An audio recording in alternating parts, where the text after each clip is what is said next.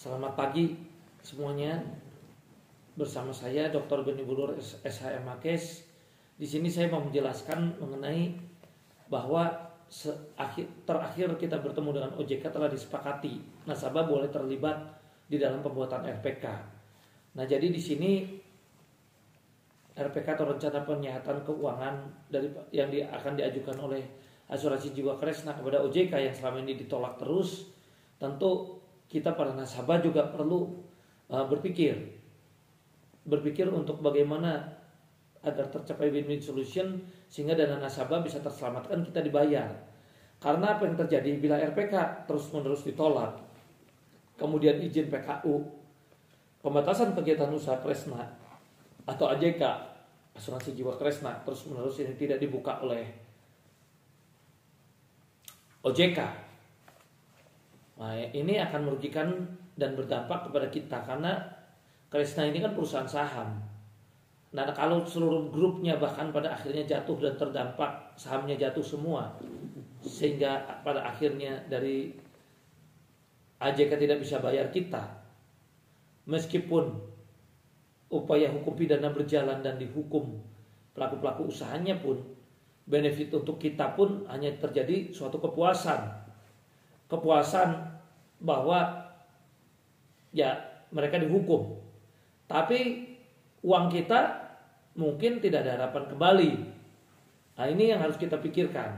Seandainya para pengusaha sudah tidak ada itikat baik, ya mereka sudah tidak ada itikat mau bayar kita, ya daripada kita nggak dibayar, tentu kita sepakat ya sudahlah, nggak apa-apa mereka dihukum pidana, masa mereka enak-enak. Tapi kalau pengusahanya punya itikat baik dan mau bayar, dan kita juga bisa selamat sama-sama, tentu di sini perlu kita renungkan. Nah, saya ucapkan terima kasih. Di sini tentu ada satu langkah itikat baik dari manajemen AJK dengan membolehkan adanya tim kita untuk masuk di dalam untuk melihat dan menyepakati tentang RPK, sehingga terjadi suatu RPK yang bisa diajukan kepada OJK yang logis. Nah, di sini tentu kami mengkritik OJK juga. OJK mengatakan kami sepakat. Ya, saya juga kebetulan saya mendalami beberapa disiplin ilmu. Ya, jadi untuk S1 saya dari Parahyangan itu ambil hukum ekonomi bisnis atau keperdataan, S2-nya hukum kesehatan, doktornya saya pidana. Kemudian saya mendalami juga ahli hukum pasar modal, terdaftar di OJK dan lulus juga. Jadi sudah terdaftar di OJK sebagai profesi ahli hukum pasar modal, dan saya pun kebetulan seorang kurator dan pengurus terdaftar di AKPI. Ya, jadi saya juga bertugas sebagai kurator pengurus. Saya coba mencermati dengan berbagai keilmuan yang telah saya pelajari di sini. Satu, yang kami cermati daripada OJK, ketika OJK berteriak bahwa kami melakukan ini semua demi kepentingan nasabah, tentu kami mengkritik kepada OJK. Kalau OJK benar melindungi kepentingan nasabah, kenapa tidak dari dulu? Kenapa dana nasabah sudah masuk 6,4 triliun, baru OJK melakukan melakukan PKU? Sementara dana nasabah kasarnya klien kami ini sudah terprosok, sudah masuk ke jurang. Baru kemudian PKU katanya supaya tidak ada korban lain, sudahlah kita bikin aja ini PKU. Padahal di sini waktu itu masih ada dana 1,4 T yang oleh AJK memang kemarin sudah dibagikan dan sudah ada 50%, hampir 50% lunas. Artinya apa? Kalau dari dulu dikasih PKU sebagian seperti halnya, kami mau tanya, kok perlakuan bisa berbeda? Saya selalu tidak memvonis atau menuduh, hanya dugaan, ada dugaan diskriminasi menurut kami. Kenapa? Apa sanksi itu untuk Wana Arta? Apa cuma waktu itu PKU sebagian? Apa sanksi untuk Jiwasraya? Katanya oleh negara. Nah, mana ketentuan dan undang-undang atau peraturan yang menyatakan kalau oleh negara hukumannya boleh dibedakan? Mana kasih lihat ke saya aturannya? Ya, saya juga mau belajar lagi. Untuk Bumi Putra juga ini bagaimana? Apa sanksinya? Nah, ini yang saya mau pertanyakan. Nah, jadi gara-gara hal yang ada dugaan diskriminasi tersebut, memang AJK lakukan PKU. Yang saya sayangkan dari lawyer AJK, kami juga mengkritik terhadap AJK, kenapa AJK waktu itu tidak melakukan upaya hukum kepada Pengadilan Tata Usaha Negara supaya diadili. Karena seharusnya kalau ada putusan pejabat yang tidak betul itu kan bisa melalui gugatan tata usaha negara. Nah, gugatan tata usaha negara itu kan bisa minta dibatalkan kalau memang dirasa tidak adil, dengan alasan kan bisa dipakai dugaan diskriminasi tadi yang terhadap studi banding daripada perusahaan-perusahaan lainnya. Karena kalau memang mau dihukum, hukumnya kan harus sama, harus ada alasannya. Masa dari Warna Arta yang dari tahun 2012 itu udah mulai mengambil tidak terdeteksi, ya, yang ada dugaan mengambil mulai dana nasabah tidak terdeteksi dan mesti dikasih kesempatan PKU sebagian, padahal dananya lebih besar mencapai 15 T. Nah, itu kan menjadi pertanyaan kami. Ya, kemudian di sini kami juga mau menjelaskan di dalam RPK ini. Nah, Kresna AJK waktu itu memang memberikan semua nasabah terbayar. Itu yang saya dengar, saya sempat tanya kepada manajemen Kresna. Terbayarlah selama belum Covid, ya, terbayar semua benefitnya segala. Sesudah terbayar kemudian terjadi pandemi. Ketika terjadi pandemi, semua perusahaan memang jatuh, kemudian investor nggak ada yang masuk, terjadi rush. Akhirnya AJK nggak bisa bayar. Ketika AJK gara-gara sahamnya memang turun semua dan tidak berdaya, tidak bisa. Kemudian investor-investor juga di seluruh grup Kresna ini juga terdampak juga, sahamnya jatuh sehingga seluruh grup Kresna ini menjadi satu kendala. Kemudian dari OJK dengan ada dugaan diskriminasi bisa memberikan sanksi yang paling berat, padahal AJK ini yang paling menaati dari skema homologasi membayar sampai 1,4 T. Sementara dugaan perusahaan investasi bodong bahkan dari Warna Arta pun belum ada pembayaran, tapi bisa sanksi yang begitu jomplang, ya. Nah, ini sangat merugikan nasabah. Bukan saya membela AJK, karena tugas lawyer AJK lah sebetulnya yang harusnya membela. Tapi saya mempertanyakan juga kepada lawyer AJK, kemana, atau kepada AJK, kemana tindakan hukum yang tadi saya sampaikan? Kenapa tidak melakukan gugatan tun? Ya, apakah Anda memang ingin di PKU sehingga tidak mau bayar nasabah, atau memang pemikiran Anda sendiri yang tidak sampai atau tidak terpikir? Tapi kami bingung. Anda punya lawyer handal seharusnya, kenapa tidak melakukan upaya gugatan tun? Bahkan kalau misalnya selain gugatan tun ternyata kerugian-kerugian Anda juga memang masih ada, harusnya juga Anda pun melakukan gugatan perdata minta ganti rugi kepada OJK supaya bisa bayar kami. Kami pun para nasabah kan melakukan gugatan. Kok Anda tidak melakukan gugatan terhadap OJK kalau memang Anda merasa dirugikan? Kok diam saja seolah-olah pasrah? Malah kami para nasabah sekarang sedang melakukan upaya hukum gugatan kepada OJK. Seharusnya kalau memang Anda juga merasa dirugikan oleh OJK, AJK dan nasabah sama-sama juga gugat OJK dong. Kan begitu, ya kan? Karena keputusannya jadi merugikan kita. Nah, kemudian para nasabah sendiri juga tentu akan, kalau ada jalimi tentu juga akan melakukan upaya hukum. Ya kan, mau pidana, perdata atau apapun juga terhadap AJK.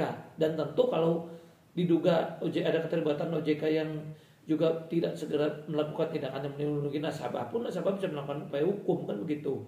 Tapi kami sangat menghargai, itu yang kami kritik tentu OJK yang lama. Karena kalau OJK yang baru, ya kami minta kebijakan sekarang. Karena Bapak dan Ibu tentu baru menjabat, kami menghormati. Dan kami melihat memang ada perbaikan dari OJK yang baru. Kenapa? Ya kami kemarin jadi dijembatani juga, bisa bertemu dengan manajemen AJK. Yang mana selama kepemimpinan dari OJK yang lama ini jarang terjadi, ya. Nah, ini kami dan sanksi PKU pun memang itu terjadi pada zaman OJK yang lama. Maka di sini kami minta perbaikan daripada OJK yang baru. Ya kalau dulu memang bisa terbayar semua, sekarang nggak bisa. Misalnya ada suatu pertanyaan sehingga ada hal-hal tertentu. Sebetulnya kita harus sama-sama berpikir gimana caranya. Kalau saja AJK mungkin tidak dilakukan PKU dulu, sanksinya juga masih ada kesempatan jualan, investor asing masuk, ada yang mau kerja sama, mungkin nasabah juga akan terbantu, akan terbayar.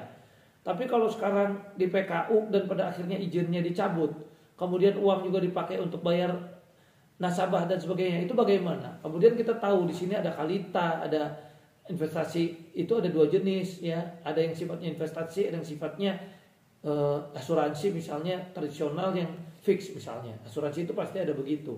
Nah, kalau yang fix itu memang jelas kita udah tahu, ya, manajemen harus bayar. Tapi kalau yang sifatnya sebetulnya sifatnya saham, yang sifatnya harusnya menunggu fluktuasi pasar, nah itu saya lihat AJK kelihatannya banyak yang ke situ.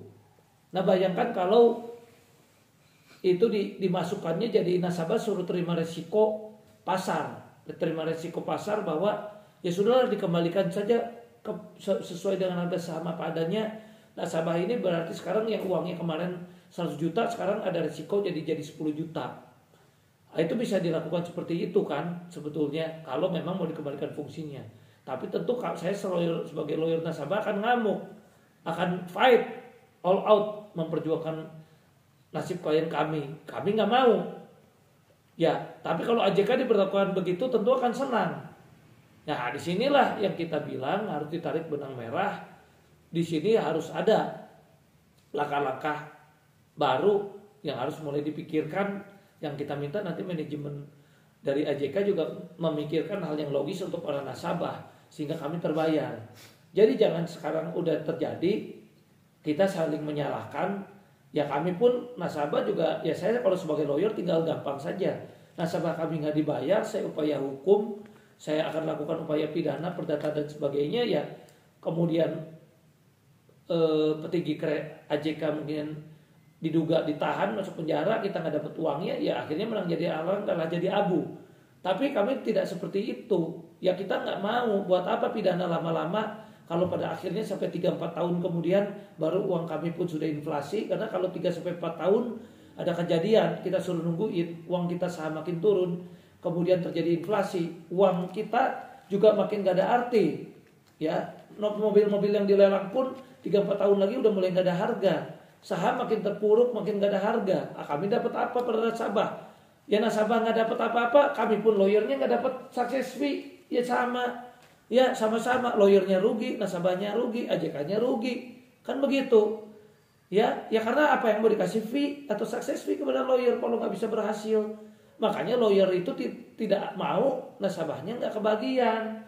Lawyer itu nggak mau nggak berhasil. Selain citra dan namanya jadi jelek, kita juga nggak mau. Ya kita nggak jadi kerja capek-capek nggak dapat success fee.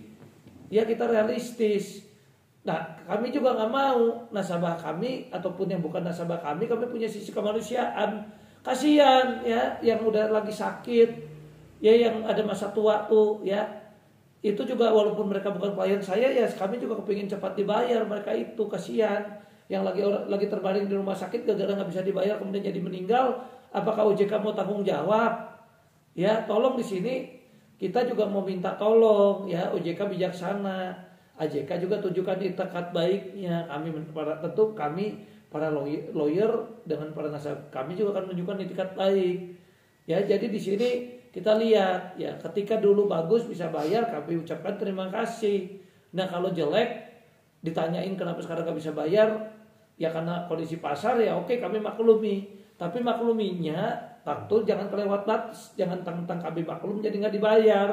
Kami maklum juga ada batas. Tolong AJK tunjukkan positifnya, tunjukkan sok jalan keluarnya apa. Tolong OJK juga dukung. Tolong kalau ada dugaan perbuatan salahnya dari pejabat yang lama itu tolong bisa didukung. Nah karena kami dulu juga sudah mengajukan permohonan PKPU kami sebenarnya berjalan dan kami akhirnya dibayar. Sekarang dibatalkan, akhirnya kami nggak dibayar lagi. Nah kami tanya mana dukungan OJK? Ya kan kenapa dulu kami juga nggak didukung? Seandainya dulu OJK mungkin kirim surat mendukung upaya ini, sampai sekarang juga mungkin ada skema seperti itu dan kami masih bisa berunding, kami juga bisa dibayar. Ya kan sekarang kami kan juga jadi tidak dibayar.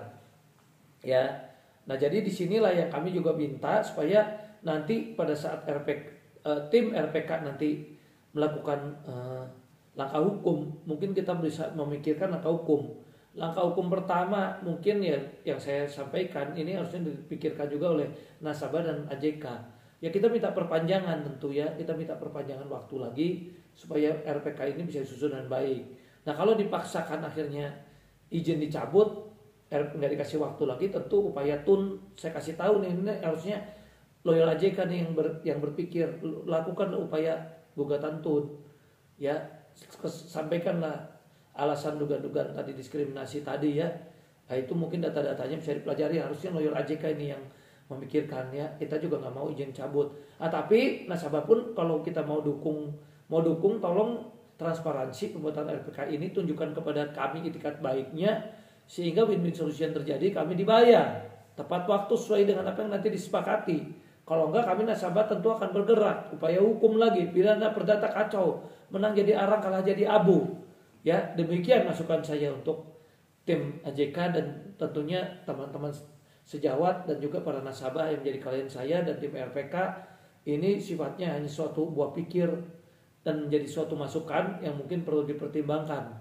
Ya, mohon dukungan kepada para nasabah, kami tim yang kalau nanti memang kami dipercaya ya untuk melakukan negosiasi, melakukan usulan-usulan supaya RPK ini bisa diterima, dan ada usulan-usulan juga cara pembayaran kepada kita yang bisa diterima oleh perwakilan seluruh nasabah dan tentunya seluruh nasabah pada umumnya, khususnya para klien saya dan para teman-teman seperjuangan tim RPK ini. Tentu kami mohon doa restunya, kiranya kami mohon pertolongan Tuhan juga supaya bisa memberi hikmat pada kami semua, karena tanpa pertolongan Tuhan sesuai dengan keyakinan masing-masing tentu kita perlu izin dari Yang Maha Kuasa juga ya, supaya memberkati dan memberikan hikmat supaya ketemu jalan keluar. Dan tentu kami doakan kepada yang terhormat para pejabat OJK yang baru supaya diberikan hikmat, kebijaksanaan untuk membantu menyelesaikan kasus ini. Demikian juga untuk para tim RPK dan juga manajemen AJK. Kiranya ada ucapan, kata-kata dan perbuatan saya yang salah, tentu saya mohon maaf dari lubuk hati yang terdalam. Tentu kami sebagai manusia biasa tidak luput dari kekurangan dan kelebihan. Demikian dari kami, salam hormat, salam sehat.